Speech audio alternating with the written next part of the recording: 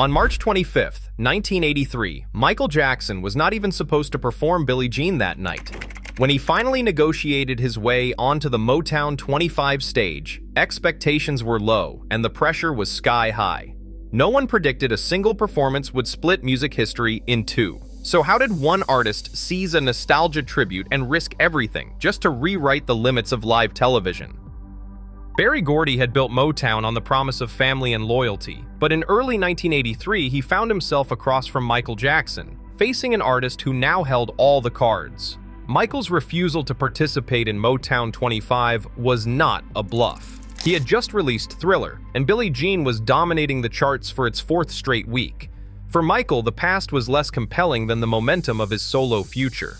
Gordy wanted the Jackson 5 reunion, but Michael was clear, nostalgia alone was not enough. The conversation shifted from invitation to negotiation. Michael insisted on performing Billie Jean, a track that had nothing to do with Motown's legacy. It was a bold demand. Motown 25 was designed as a celebration of the label's own catalog, not a showcase for an artist's new non-Motown hit. For Gordy, agreeing meant ceding a measure of control over his own anniversary special. For Michael, it was non-negotiable. He would appear only if granted a solo slot, complete creative freedom, no strings attached. Gordy relented. The agreement was unprecedented. Michael would reunite with his brothers for the Jackson 5 medley, but as the final word, he would take the stage alone for Billie Jean. That single clause rewrote the power dynamic, not just between Gordy and Jackson, but between Motown's past and the future of pop performance. Michael's condition did not just secure a performance, it carved out a space for something entirely new to happen on live television. The stage was no longer just a platform for tribute. It became a proving ground for what a solo artist could command when given full autonomy. Motown 25 was never meant to be a stage for reinvention. By 1983, the nostalgia special had become a predictable television formula. Bring back the legends, cue the medleys, bask in the glow of past hits. Viewers tuned in for comfort, not for surprises. The Jackson 5 reunion fit that mold perfectly. A nod to Motown's golden era, a familiar harmony for an audience ready to reminisce. But Michael Jackson's presence complicated the picture.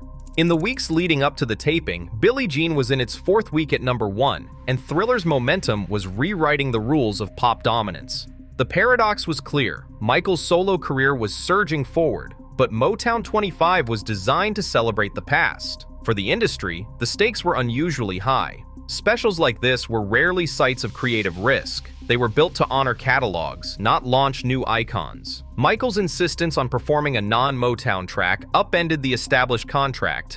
Audiences expected a respectful tribute, not a showcase for a song that had never appeared on a Motown record.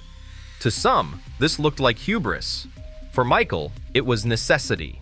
The pressure was not just about living up to the Motown legacy, it was about proving that his future as a solo artist could command the same reverence as his past. The expectations for innovation were low, but the scrutiny was intense. Every move would be measured against both nostalgia and the relentless ascent of Billie Jean.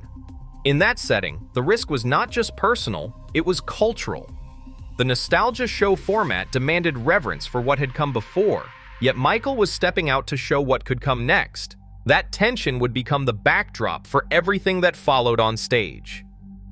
Michael Jackson stepped onto the Pasadena Civic stage dressed in a black sequined jacket, tuxedo pants, a single white glove, and sparkling socks peeking out from penny loafers. The fedora resting at his feet waited for its cue. Instead of launching into high-energy dance, Jackson held back. The first beats of Billie Jean hit, and he picked up the hat, slamming it onto his head with exact timing, a move so sharp it felt like a downbeat itself.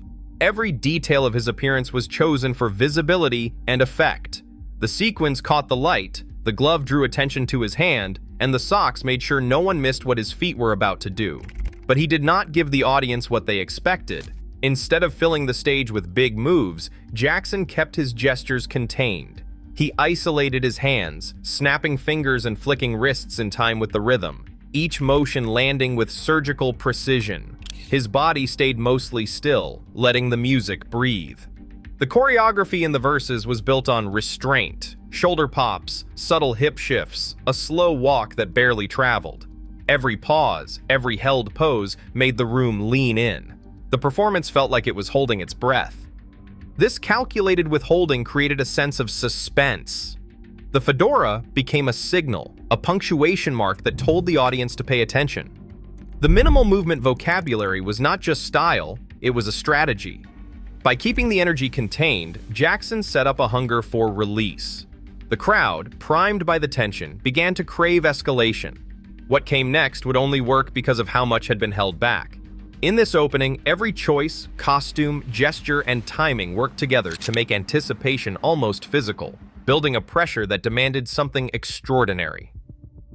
At the instrumental bridge, the choreography pivots. Michael spins, a tight axis turn that resets his orientation center stage. He reaches for his waistband, pulling his tuxedo pants higher, a gesture borrowed from street dance vernacular, but here it signals preparation for something outside the established vocabulary. His eyes lock forward, holding the camera's gaze for a fraction of a second. Then comes the glide, feet moving backward in a seamless, frictionless line, upper body frozen in place. The moonwalk, executed just once, lands with the force of a visual impossibility. For viewers accustomed to dance as forward propulsion, the backward glide ruptures expectation. The move is not just technically difficult, it violates the kinetic logic of the body on stage. Every detail amplifies this inversion. The socks, bright against the floor, make the mechanics of the feet visible. The camera, having tracked his torso and hands, now isolates the legs, ensuring the audience cannot miss the moment of suspension. Lighting locks the focus on Jackson's lower half, with the sequined socks reflecting the spotlight in sharp staccato flashes. The camera holds just long enough to register the impossibility before cutting to a wide shot that captures the eruption in the room. The moonwalk's singularity is essential. Jackson does not repeat it, and he does not dilute its impact. The restraint leading up to this point primes the audience for maximum shock. The move arrives, is witnessed, and then the performance continues, as if nothing out of the ordinary has happened. In that brief sequence, spin, pants pull, forward look, glide, Jackson authors a new grammar for televised dance. The moonwalk's impact is not just in its mechanics, but in its timing, its framing, and its refusal to explain itself. The moment is both a technical feat and a compositional reveal, delivered with surgical precision at the bridge, then left to echo in the stunned silence that follows. Inside the Pasadena Civic Auditorium, the response was instant and overwhelming. The moment Michael Jackson glided backward, the room exploded. Industry veterans, Motown insiders, and working dancers leapt to their feet, some screaming, others just stunned. The roar didn't fade, it built, echoing through the venue as the performance continued. Phones started ringing before the show even wrapped. Word spread from seat to seat and out to the lobbies. Within days, stories circulated of Fred Astaire calling Michael's family, asking for a tape, and Sammy Davis Jr. reaching out to say he'd never seen anything like it. For artists who understood the mechanics of movement, the moonwalk wasn't just a trick, it was mastery. The reaction in that room wasn't about nostalgia or chart success. It was the sound of peers recognizing something new, something that demanded to be seen by the world. When Motown 25 finally aired on May 15, 1983, it reached an audience of nearly 50 million viewers across the United States. The broadcast's impact was immediate and measurable, and Nielsen ratings placed it among the most watched specials of the decade. Within months, Michael Jackson's performance earned an Emmy nomination, a rare acknowledgement for a musical segment in a variety show. The choreography, once a tightly guarded routine, began to ripple outward. Television producers and artists took note, with choreographers increasingly credited in program listings, and budgets for televised dance sequences expanding. The routine itself became a template. Jackson continued to perform it, nearly unchanged, in hundreds of concerts and television appearances, reinforcing its influence each time. The Motown 25 broadcast did not just reach viewers, it set a new bar for what televised performance could achieve, and for what the industry would chase next. Pop stars still chase moments that shift culture in real time, but few succeed.